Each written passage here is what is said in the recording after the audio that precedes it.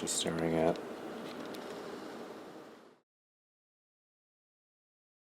Hello.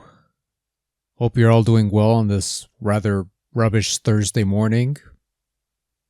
It's raining around these parts, and well, normally there'd be different video fodder for you to consume this week, except there isn't because of structural integrity issues around the abode, which I'll just leave it at that. Nothing major at the moment, all is well, but needless to say, stuff isn't ready to go as a result, so it's being held off, and hopefully by next week things will be back to whatever passes as normal around these parts.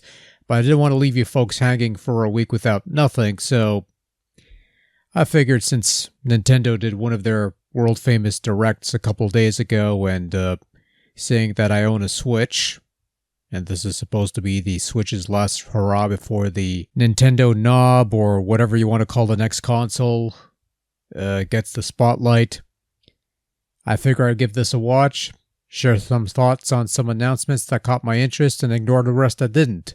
So if you're expecting a deep dive on everything announced or any detailed breakdowns of the sorts, I'm sure there's plenty of other places that can offer you that. I'm just here to gather my brief thoughts on things and fill a void that would have been filled with something else, but isn't because, well, anyways. Show opens with Mario and Luigi Brothership, first new game in the Mario and Luigi series since 2015's Paper Jam, and I believe it's also the first proper console release for the series, which was largely relegated to the handhelds. Like, I know there were Game Boy Advance games, DS games, 3DS games. I don't think it ever touched a Wii or Wii U or anything like that. But, yeah, so that'll be out in November, so it's not a huge wait. Also, due to be released next month, the Nintendo World Championship NES Edition game that looks like a new take on the old NES remix that used to be on the Wii U and also the 3DS, which I have. It's actually quite a bit of fun. You play a bunch of mini challenges from a bunch of NES games, and there's obviously a competitive aspect to the package. Not something I'm keenly interested in. NES remix on 3DS more than satisfy for my needs anyway, but for anyone interested in this, that's going to be out in July next month. And there's also a collector's edition with a golden paperweight that some people were wishing was an actual reproduction card or something, which is a bit silly since two of the games they don't have the rights to for that thing. And while I'm sure Tetris would do business and let Nintendo do the thing, Square would rather sell you another crummy Final Fantasy spin-off than release another Rad Racer. And that makes me sad because Rad Racer is long overdue for a revival. I mean, these fucking assholes have no problem putting out a new King's Knight, of all things. But Rad Racer? No, nobody knows what that is. We don't... Anyways, getting off track here. They announced Donkey Kong Country Returns HD, a remake of the Wii version, which actually got a remake on the 3DS that had some extra content, so maybe it's a port of that instead. Played the Wii version. I thought it was fine for what it was, but at the same time, wouldn't mind playing a version whose controls were a little more traditional, as it were.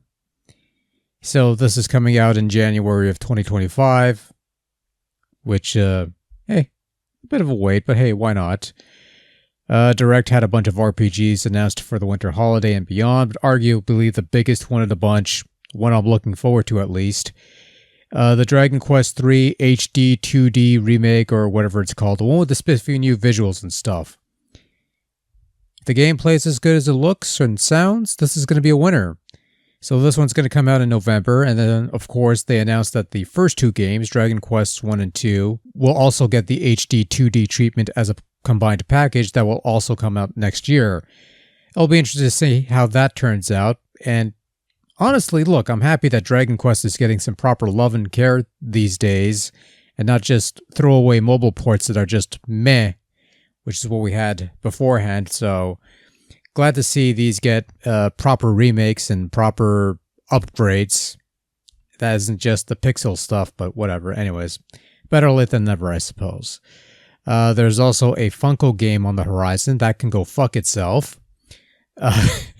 a Marvel vs. Capcom Fighting Collection Arcade Classics, collecting everything up to Marvel vs. Capcom 2. So that's Children of the Atom, Marvel Superheroes, X-Men vs. Street Fighter, Marvel vs. Street Fighter, and Marvel vs. Capcom 1 and 2. As a bonus, they're also including the Punisher arcade game, which is technically a beat-em-up and not a fighting game, but it's also the first Capcom Marvel arcade game, having come out in '93, about a year before Children of the Atom, and pretty much got the ball rolling. Either way, it's a nice game to have in the collection because, let's be honest, outside of lucking out on an actual arcade machine, your only other options were either one of those arcade one-up things, which are expensive and take up space, or you were to grab the Genesis port, which is also overly expensive and, from what I've heard, not a particularly good port. Anyway, this has the more ambiguous 2024 release date, so there's no specific date as to when this is coming out, but still, either way, the wait isn't going to be too long, and it's nice to be able to play these games after all this time. They also announced a new Zelda game called Echoes of Wisdom, done in the style of the Link's Awakening remake, and in a bit of a twist, you actually get to play as Zelda in a Legend of Zelda game on a proper Nintendo system. So no need to invest in a CDI system to play a couple crappy games that, let's be honest, only exist for the memes these days. This one seems more puzzle-centric. You clone things with your staff to do other things and that sort of thing. Hey, you know what? Color me intrigued. It's something different from the norm, and by this point, why not experiment with something that isn't the usual fare and have this whole playing as Zelda thing feel distinct from the usual swordplay and within the proper Zelda franchise? Echoes of Wisdom arrives in September, so another short wait for that. Luigi's Mansion 2 HD is due out next week, if it isn't out already. I haven't really have to double check on that. Stuff added to the NSO, the Metroid Zero Mission and A Link to the Past 4 Swords for GBA, out now, as well as Perfect Dark and Turok Dinosaur Hunter for the N64 Mature app. This is where all the grown-up games go, in what is apparently going to be the Switch's swan song year. Better late than never, I suppose. I could say that about a bunch of stuff. There's some other stuff mentioned here and there, but they did end the Direct on something of a high note. And yes, it's been a long time coming. It's been a long wait indeed. It's been highly anticipated.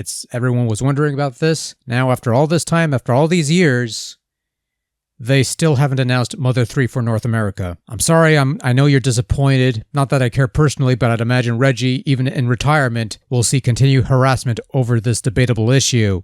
But they did show off gameplay for the new Metroid Prime game, dubbed Metroid Prime 4 Beyond.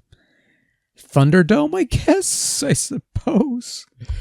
Looks pretty slick. Indeed, a very last hurrah for Switch, due out in 2025, and that was the Direct.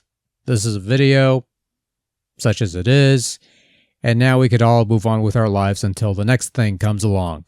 And on that note, hopefully things will be back to normal next week. There's a gimmick table coming up this Sunday, and that's about it. So thanks for watching. Till next time, take care, be safe, and good night. See y'all later.